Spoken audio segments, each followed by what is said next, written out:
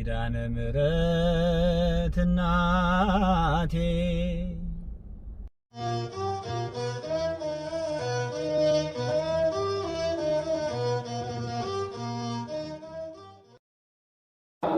ሁለተኛው ላይ እግዚአብሔር ሴት ሆና የቤት እመቤት ሆኖ ሶስተኛው ላይ አባት ሆና መጀመሪያ የጠፋው እንስሳ ነው።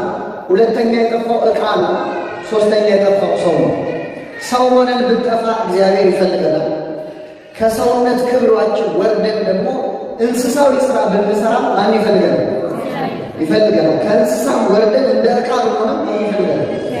ዕቃውንም እንስሳውንም ሰውየውን ይፈልገናል። ሶስቱ ምሳሌዎች ላይ እግዚአብሔር ራሱን በእረኛ መሰለ፣ በሴት መሰለ፣ በእናት መሰለ፣ በአባት መሰለ። የሁላችን አባት ማን ነው?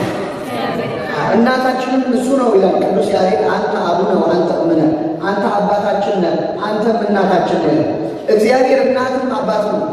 እንደውም አለቃ ኪዳነ ወልድ ክፍሌ የተባለው ቤተክርስቲያናችን ሊቅ መዝገበ ቃላታቸው ላይ የሚላሉ መሰላችሁ? እግዚአብሔር እናት አባት ብቻ ሳይሆን አያታችንም እሱ ነው ይላል። ምናችን? አያታችን። ምክንያቱም እግዚአብሔር በመጽሐፍ ቅዱስ ራሱን በዶሮ በወፍ እየመሰለ ይናገራል። ዶሮ ጫጩቶቿን ከቅፎቿ በታች እንደምትሰበስብ እኔ እናንተን እሰበስባችኋለሁ ይላል። እኛን እንደ ጫጩት ራሱን እንደ ዶሮ አለው። እስቲ ልጠይቃችሁ፣ ዶሮ ለጫጩት እናት ናት አያት ናት? በድንጋይ ውስጥ ዶሮ የለም። ዶሮ ለጫጩት እናት ናት አያት ናት? አያት ናት። እናቷ ማለት እንቁላል እንዳትኛ ለራሽ ለጭስ እንቁላል እናት ይባላል። እናትና አያት ናት፣ ሁለቱም ነው። እኛ አባት ምናሉ እንደ እንቁላል እግዚአብሔር መሬትን ፈጠረ፣ ከመሬት ደግሞ ሰውን ፈጠረ።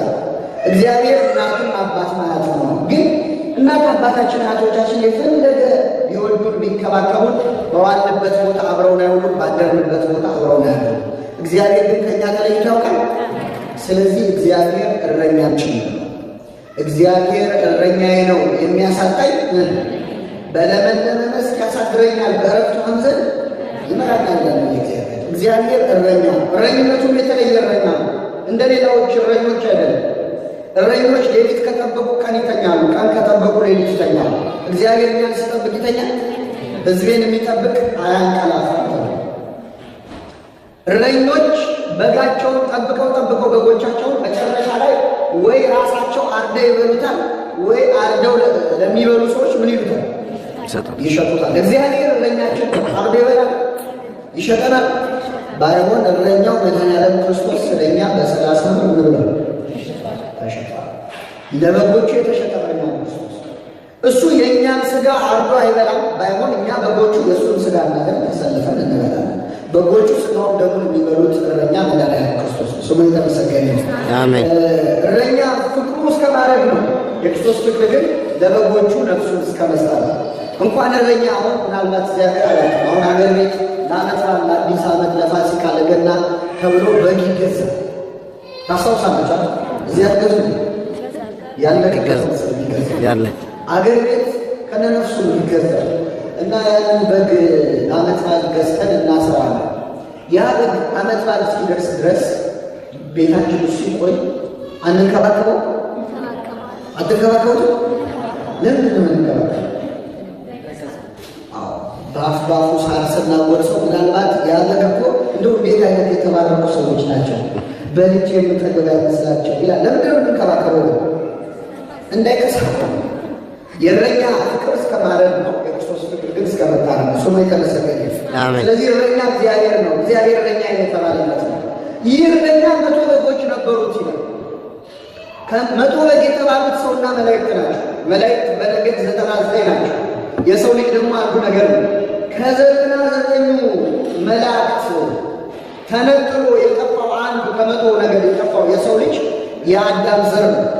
አንድ በግ ሲጠፋበት ፍለጋ ወጣ የተባለው መድኃኒታችን ኢየሱስ ክርስቶስ ነው። መላእክትን ትቶ ማለት ጥሏቸው መጣ ማለት አለ። ባህሪ መላእክትን ትቶ መልአክ ለሆን ሳይል ሰው ለሆን ብሎ እኛን ፍለጋ ከሰማይ ወደ ምድር መውረዱ ነው። ቅዱስ ያሬድ ሀዲጎ ተሳተ ነገድ ማይከለ ላይ ቆመ። በ99 ነገደ መላእክት ትቶ በባህር መካከል ቆመ ይለዋል ክርስቶስ። 99 መላእክትን ትቶ እኛም ፍለጋ መምጣቱን ይመስላል። እስኪያገኘው ፈለገው። ባገኘው ጊዜ በትከሻው ተሸከመው የተባለው ደግሞ የሁላችንን ኃጢአት ክርስቶስ በመስቀል ላይ ምን ብሎ ተሸክሟል። እየሰማችሁ ነው። እና እንደውም ታምረ ማርያም ሲነበብ መቅድም ላይ ሰምታችሁ ከሆነ የጠፋ በግ አዳምን የፈለገው ባገኘው ጊዜ የተሸከመውን ቸሩን እረኛችን ክርስቶስን የወለድሽልን ወይ ምን ይበልሽ? ተረጎሙት። የጠፋው በግ አዳም ነው። ባገኘው ጊዜ የተሸከመው እረኛ ነው ክርስቶስ። ስለዚህ እኛም ፍለጋ መምጣቱ ነው። የተሸከመው ደግሞ በመስቀል ላይ የሁላችንን ኃጢአት ነው። ይሄ በአጠቃላይ ስናየው ወደኛ ሕይወት ስናመጣው እኛ ክርስቲያኖች እንግዲህ አንድ በግ ፍለጋ ነው ይሄ እረኛ የጠፋው የወጣውና የፈለገ ያገኘው። እኛ ክርስቲያኖች ከእግዚአብሔር ተለይተን እንዴት እንጠፋለን ቢባል የመጀመሪያ የምንጠፋው ልክ እንደ በግ ነው።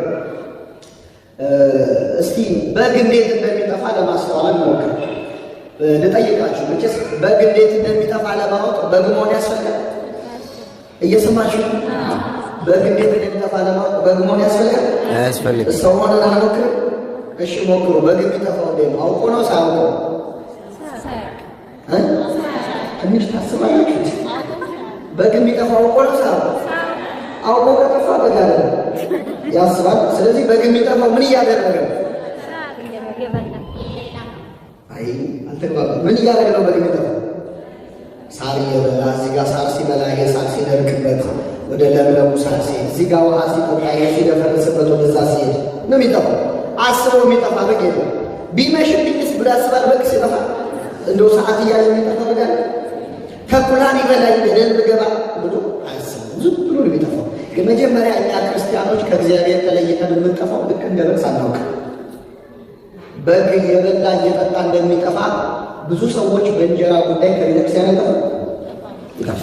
እዚህ ጋር ሳር ሲበላ ሌላ ሳር፣ እዚህ ጋር ውሃ ሲጠጣ ሌላ ውሃ እያለ እንደጠፋው አንድ ስራ ስንሰራ ሌላ ስራ፣ አንድ ንግድ ስንነግድ ሌላ ንግድ፣ አንድ ትምህርት ስንማር ሌላ ትምህርት። ምን ነው አትመጡም ቤተ ክርስቲያን ሲባል እንዴ እያወቃችሁት አሁን እኮ እኔ ቢዚ ነኝ ብለው የጠፉ ሰዎች። አሁን ይሄ በግ ቢዚ ነበር አለባ ሳር እየበላ ይወዝ ቢዚ እና ብዙ ሰዎች ከቤተ ክርስቲያን ይጠፋሉ። በግ እኮ መብላቱ ጥፋት የለውም። እረኛው ይዞት ወጣው እንዲበላ ነው። እግዚአብሔር አትስሩ፣ አትነግዱ፣ አትኖሩ አይልም። ግን እግዚአብሔር ቤት ለመምጣት ጊዜ ልናጣችን ምንም ቢሆን ይሄ በግ ቢመሽብኝስ ብሎ አላሰበም። ብዙ ሰዎች ወደ ቤተ ክርስቲያን ለመምጣት አይመቸኝም ያሉ ሰዎች ብሞትስ ብለው አያስቡ። ሞት ሲመጣ አይመቸኝም ማለት ይቻላል? እንመጣለን ሁላችን